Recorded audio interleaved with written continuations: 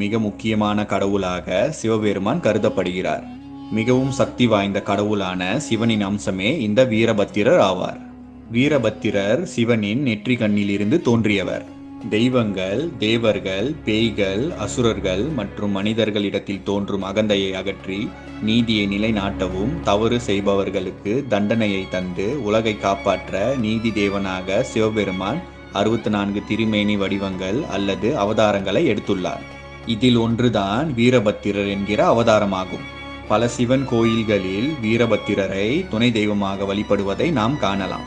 வீரபத்திரர் ஒரு உக்கிரமான போர் தெய்வமாக கருதப்படுகிறார்.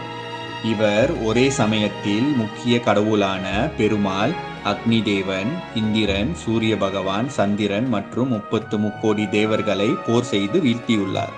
இதன் வழி வீரபத்திரர் எவ்வளவு சக்திமிக்க தெய்வம் என்பதை நம்மால் அறிய முடிகிறது. இவர்